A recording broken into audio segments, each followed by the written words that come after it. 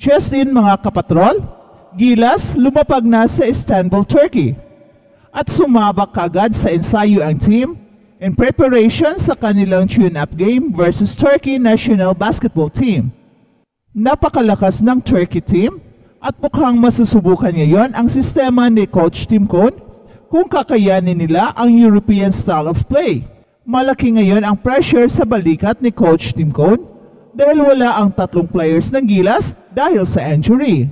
Malaking kawalan sina Scottie Thompson at Jamie Malosa, especially at this time sa kanilang preparation dahil alam na nila ang system ni Coach Tim Cone and they are valuable like an extension kay Coach Tim on the floor.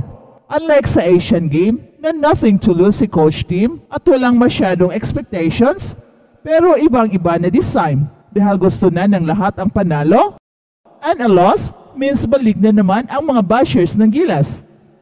Based sa nilaro ng Gilas versus Taiwan, ay very clear na ang Twin Towers ng Gilas ang sasandala ni Coach Tim Cone kasama si Justin Brownlee at Dwight Ramos at the point guard position. Sina Kai Sotto at Junmar Fajardo ang sasandala ng Gilas sa ilalim at sila na ang bahala sa mga big men ng Turkey. Pero mayroon na namang tayong nababasang mga Pinoys na wala rang play para kay Kai. Well, I beg to disagree. Dahil iba ang aking nakikita. Kasama naman si Kai sa buong opensa ng Gilas. The only problem ay tinutulak palagi si Kai sa labas dahil napakalaki ni Sam Diguara.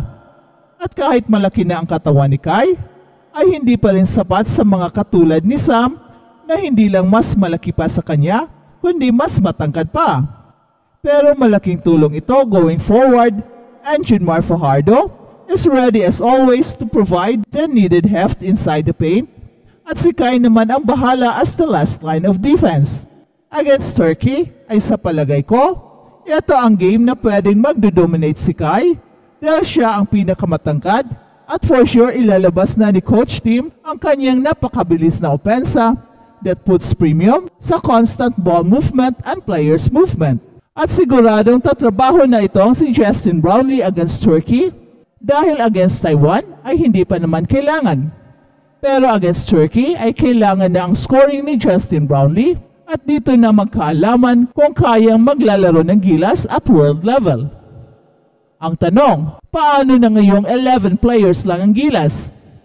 Well, according kay Coach Tim Cone, ay si Dwight Ramos ang kanyang gagamiting point guard kasama sina Chris Newsome, Seiji Perez, na nagugulat daw itong si Coach sa galing ni Seiji Perez in bringing the ball. At sabi pa ni Coach Tim Cone na hindi daw niya kailangan ang isang pure point guard dahil kahit si Johnny Abarrientos at si L.A. Tenorio ay hindi mga pure point guards. Although alam rin ni Coach Tim na walang makakapalit kay Scottie Thompson sa kanyang magagawa ng mga little things na hindi nakikita sa stat sheets. Isang infectious player daw kasi itong si Scottie at napaka-importante sa team. Pero sa ngayon, ay more than enough na sina Newsome, Ramos at Perez alternating at point guard position. And so far so good, kaya lang para sa akin ay iba pa rin si Scottie dahil alam na niya ang nuances ng sistema ni Coach Tim Cone. At eto na ang shoutout na hinihintay niyo mga kapatrol. Shout out at Norma Esquilio. Believe in yourself, Gilas boys. God is within you. Good luck and be happy.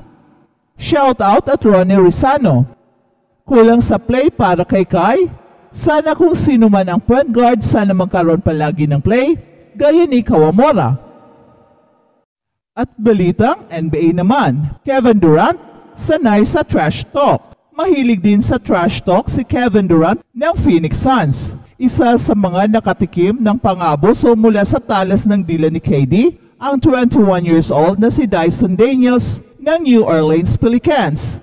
Sa The Howie Games podcast ni Mark Howard sa Australia, isiniwalat ng second-year guard na si Daniels ang naranasan niya sa court mula sa 35 years old, 14-time NBA All-Star forward. Sa isang laro, binulungan niya ni Kevin Durant kay Daniels kung ano ang kanyang susunod na move. Sinundan niya ito ng non-suitable for work words matapos pumasok ang tira. Bump you and hit a fadeaway and say blank You can't guard me. Pagbabahagi pa ni Daniels sa sinabi ng 2014 season MVP. KD, he'll tell me what is he gonna do. He was in the post talking to me and he hit blank. Yan ang sabi ni Dayson Daniels. At tinanong ni Howard kung sumagot o gumanti ba itong si Daniels. I'm usually sitting in the corner waiting for my opportunity. Rason ng Aussie guards ng Pelicans. But I would love to get involved in more trash talk.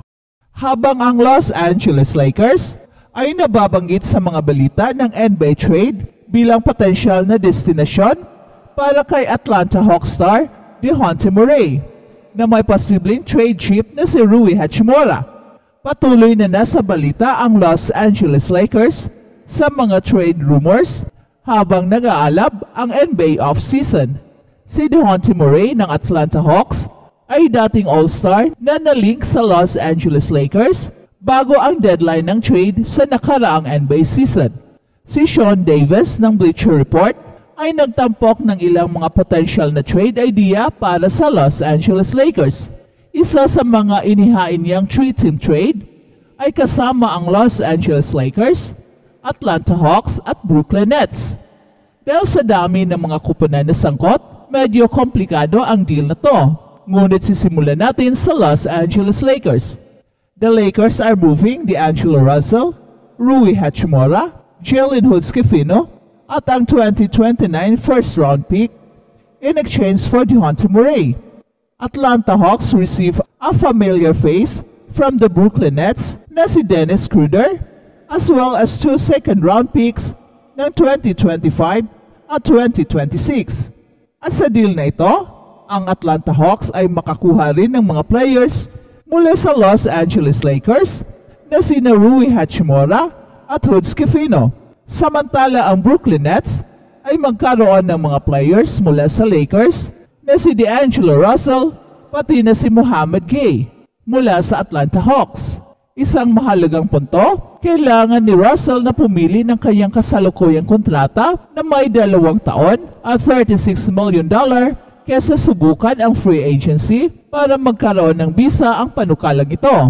Tingnan natin kung ang trade proposal na ito ay makatwiran para sa Lakers, Hawks at Nets. Malamang na kailangan pa ng Atlanta Hawks ng karagdagang mga kapalit sa trade na ito para makamove mula kay DeJounte Murray. Patuloy na nababanggit ang Atlanta Hawks bilang isang kupunan na maaring magbalasik ng kanilang roster ngayong offseason. Maaring pagtibayin ng Hawks na i-trade ang isa o na pareho ni DeJounte Murray at Trae Young at bukod dito, magkaroon din ang Atlanta Hawks ng number 1 pick sa 2024 NBA Draft na maaring gamitin bilang isa pang potential na trade chip.